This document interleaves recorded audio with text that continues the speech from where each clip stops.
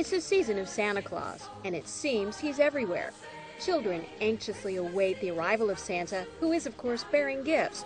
But some Christians are worried that most of those children, and their parents as well, don't know who jolly old St. Nicholas really was. St. Nicholas was a real person, not a fairy, not someone who's flying through the sky and with reindeer, but an actual person who lived and worked and died and had a full life. He had a Christian life because he was actually a bishop, a pastor.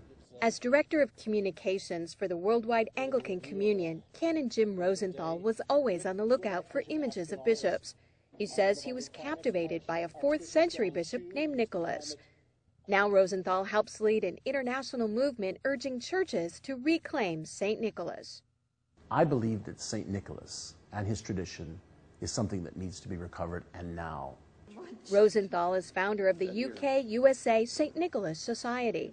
Children are getting these that say, I met the real and true Santa Claus and Father Christmas. Every year he dresses up like St. Nicholas, complete with the bishop's staff, called a crozier, and his distinctive hat, called a mitre. I have to decide if I should wear one of those mitres or this mitre. This is the most pretty one. He visits churches to help spread the St. Nicholas message. If we don't recover this tradition, I believe we are going to eventually lose Christmas, any semblance of a religious Christmas.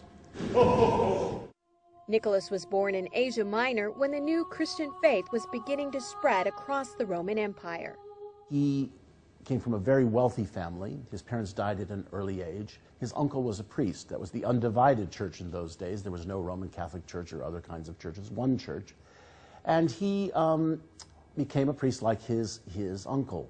Nicholas rose to leadership in the early church and was named Bishop of Myra, a city on the southern coast of what is now Turkey.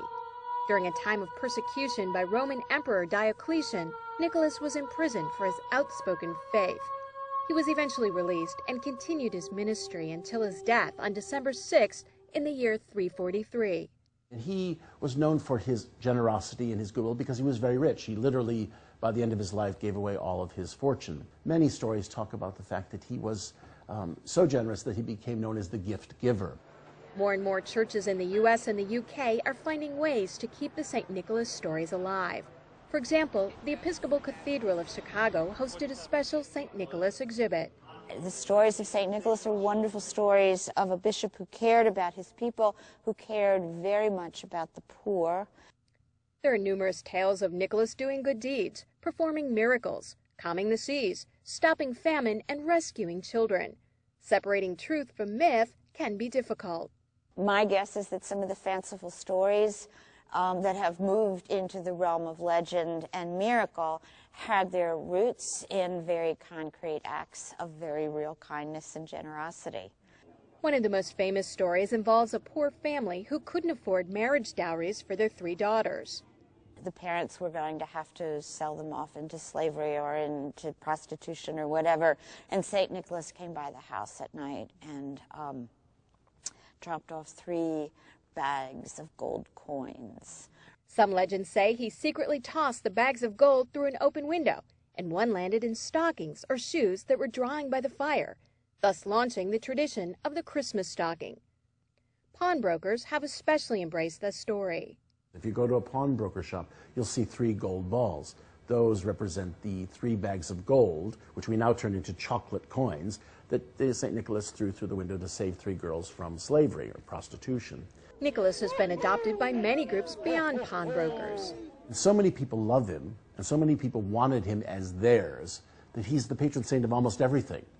Unwed women, children, which of course is the most prominent, pawnbrokers, sailors and merchants and cookie makers, apothecaries, I mean, you just name it, and he has something to do with it.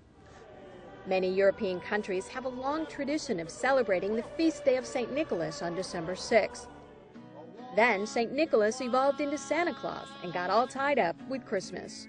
If you look at the words, the name Santa Claus, you will see it's Santa means saint, and Claus is simply an abbreviation from Nicholas. But the reality is he became a secular image. Not a creature was stirring, not even a mouse. The stockings were hung by the chimney with care, in hopes that St. Nicholas soon would be there. American writers and advertisers helped disseminate a new myth that made no mention of the jolly old saint's religious connections. We always talk about roots and being politically correct. Let's be politically correct about Santa Claus and give him his proper title. Church leaders emphasize that St. Nicholas's generosity was motivated by his Christian faith. The saint was following Jesus' commands to love others, help those who are suffering, give sacrificially, and to do one's good deeds in secret. They say Nicholas is a reminder that Christmas is really about the coming of Jesus. The problem with Santa Claus as it stands now is it's a substitute for Christmas. Santa Claus instead of the creche, instead of the manger, instead of the nativity scene. This man we would find kneeling at the nativity scene, saying, "This is what I'm here to celebrate as well." Nicholas may have been called the gift giver, but Christians teach that on Christmas, God gave the world the ultimate gift, Jesus. Symbolically, as a Christian leader, St. Nicholas is pointing, like other Advent stories, pointing towards this event called Christmas, which as Christians we believe is the most wonderful night of the year. And that, they say, is the true meaning of St. Nicholas. I'm Kim Lawton reporting. We wish you a Merry